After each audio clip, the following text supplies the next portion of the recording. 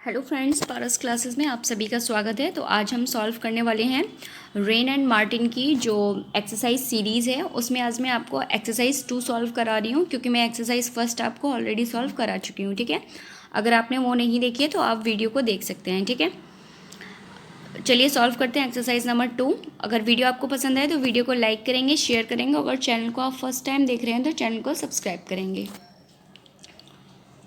चलिए exercise number 2 में देखना है कि क्या करना है हमें। सबसे पहले मैं आपको बता दूं, यहाँ आपको क्या दिया है, आपको सिमिलर वर्ड्स दिए हैं बट उनका यूज़ जो है वो डिफरेंट तरीके से दिया है। ठीक है, उनको इटैलिसाइज लैंग्वेज में लिख के दिया है।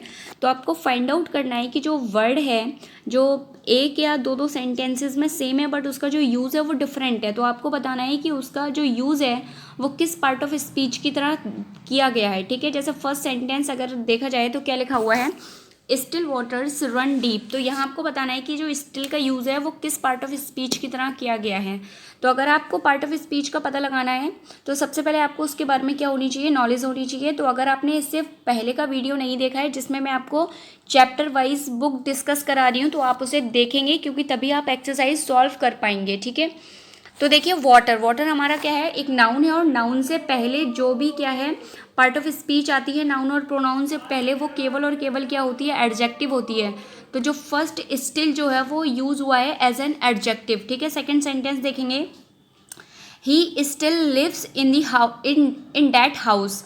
तो अब यहाँ भी देखिए क्या है, यूज़ हुआ है स्टिल का, बट यहाँ आपको स्टिल बताना है कैसे यूज़ हुआ है। तो आप देखेंगे स्टिल लिव्स, यानी कि ये किसकी क्वालिटी बता रहा है, ये वर्ब की क्वालिटी बता रहा है। तो जो वर्ब की क्वालिटी बताता है उसे हम क्या कहते हैं, उसे हम एडवर्ब कहते हैं। ठीक है, तो सेकंड सेंटेंस में जो स्टिल का यूज़ हुआ है वो कैसे हुआ है, एज एन एडवर्ब।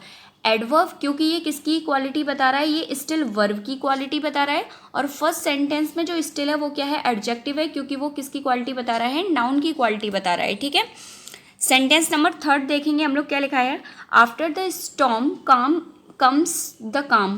फटाफट से देखेंगे थर्ड सेंटेंस में जो आफ्टर है, अब आफ्टर किस आपके पार्ट ऑफ स्पीच की तरह यूज हुआ है, तो बताएंगे।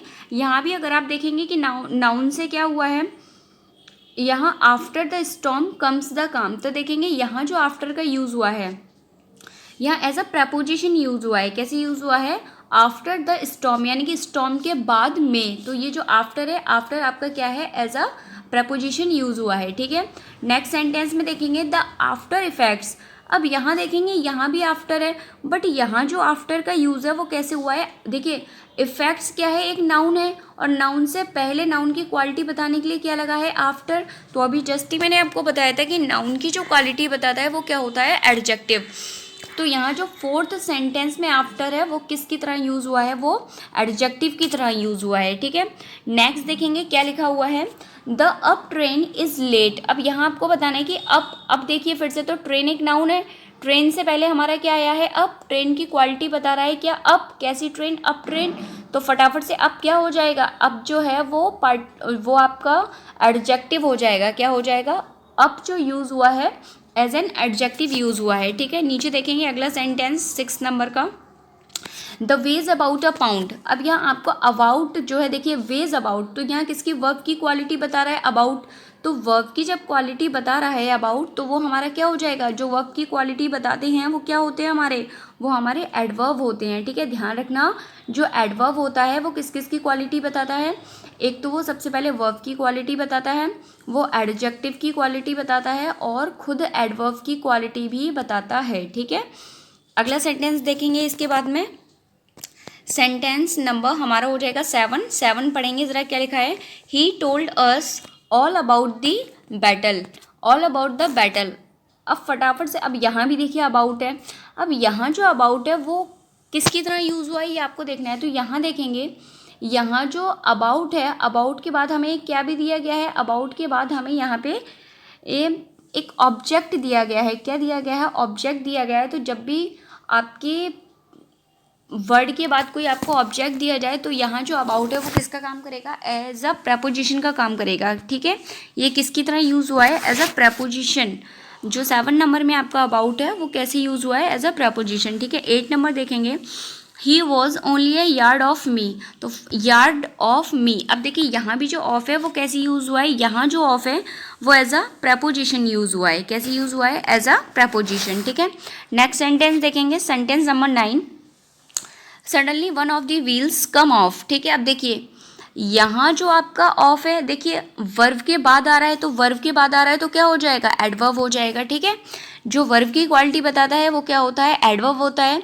जो एक नाउन का दूसरे नाउन के साथ क्या बताए, रिलेशन बताए, वो प्रेपोजिशन होता है। जो नाउन या प्रोनाउन की क्वालिटी बताए वो क्या होती है, वो एडजेक्टिव होता है, ठीक है। नेक्स्ट सेंटेंस देखेंगे, इसके बाद 9 के बाद 10 देखेंगे, Muslims fast in the month of Ramzan. अब यहाँ आपको बताना है, देखिए जो फास्ट है Muslim fast in the month of Ramzan.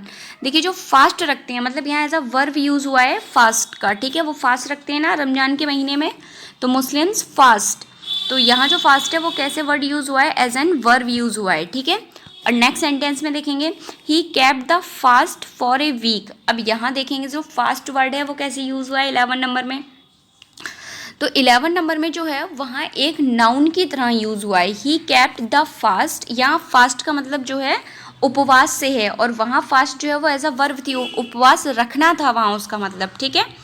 Next one देखेंगे 12 नंबर का sentence, he is on the committee. अब यहाँ जो ये ऑन है, ऑन क्या है, देखिए एक प्रोनाउन का दूसरे नाउन से क्या बता रही है, रिलेशन बता रही है, तो यहाँ ऑन क्या हो जाएगी, प्रेपोजिशन, ठीक है। प्रेपोजिशन क्या होता है, ऐसा पार्ट ऑफ स्पीच जो एक नाउन का दूसरे नाउन के साथ कोई रिलेशन बताए, वो क्या कहलाता है, वो प्रेपोजिशन कहलाता है, ठीक है। 13 नंबर का सेंटेंस देखेंगे, लेट अस मूव ऑन, ठीक है। देखिए मूव के बाद, मूव क्या है, वर्ब है आपकी, और मूव के बाद ऑन आ रहा है, तो वर्ब की क्वालिटी बता रहा है ऑन, तो ऑन हमारा क्या हो जाएगा, यहाँ जो ऑन है वो हमारा एडवर्ब हो जाएगा, ठीक है। नेक्स्ट सेंटेंस देखेंगे, sentence number 14, sit down and rest a while. अब यहाँ देखिए रेस्ट ए वाइल, जो वाइल का यूज़ हुआ है वो कैसे हुआ है, देखिए ये बात अब आपको यहाँ कैसे पता चलेगा वाइल जो है वो कैसे पार्ट ऑफ स्पीच है, तो हमेशा ध्यान रखना नाउन के पहले ही किसी आर्टिकल का यूज़ किया जाता है, नाउन से पहले ही क्या होता है, किसी आर्टिकल का यूज़ किया जाता है। तो यहाँ जो वाइल है वो एज ए कैसे यूज़ हुई है, एज अ नाउन यूज़ हुआ है, ठीक है। हमेशा अगर कोई आर्टिकल आता है तो वो आपके नाउन से पहले आता है, ठीक है, ये आपको ध्यान रखना है। नेक्स्ट सेंटेंस देखेंगे, sentence number 15, I will watch while you sleep, ठीक है, I will watch while you sleep. अब यहाँ देखेंगे, अब यहाँ कल मैंने आपको इससे पहले जो मैंने वीडियो आपको बताई है उसमें मैंने फ्रेज और क्लोज आपको समझाया क्या होता है। तो अगर आप यहाँ नोटिस करेंगे तो यहाँ आपके क्या है, 2 क्लॉजेज ऐड हैं। देखिए एक क्लॉज आपका ये हो गया आई विल वॉच, और दूसरा क्लॉज क्या हो गया, यू स्लीप। तो जो 2 क्लॉज हैं वो केवल और केवल किससे जुड़ते हैं, वो केवल और केवल कंजक्शन से जुड़ते हैं। तो यहाँ जो वाइल है वो एज अ कैसे यूज़ हुआ है, एज अ कंजक्शन की तरह यूज़ हुआ है, ठीक है, कंजक्शन की तरह इसका यूज़ हुआ है। लास्ट वन सेंटेंस देखेंगे, एंड गेम्स, ठीक है, क्या लिखा हुआ है, they while away their evenings with books and games. अब यहाँ देखेंगे दे, ये तो हो गया सब्जेक्ट के बाद इन्होंने क्या किया है, फ्रेजल वर्ब का यूज़ कर लिया है। तो यहाँ जो वाइल का यूज़ हुआ है वो एज अ क्या हुआ है, एज अ वर्ब हुआ है, ठीक है। तो आई होप पूरी एक्सरसाइज आपको समझ में आई होगी। एक्सरसाइज आप तभी सॉल्व कर पाएंगे जब आप इसका चैप्टर वाइज एक्सप्लेनेशन के साथ अगर आपने इस बुक को समझा होगा। आई होप वीडियो आपको पसंद आई होगी। वीडियो को आप लाइक करेंगे, वीडियो को शेयर करेंगे और चैनल को सब्सक्राइब करेंगे। Thank you so much.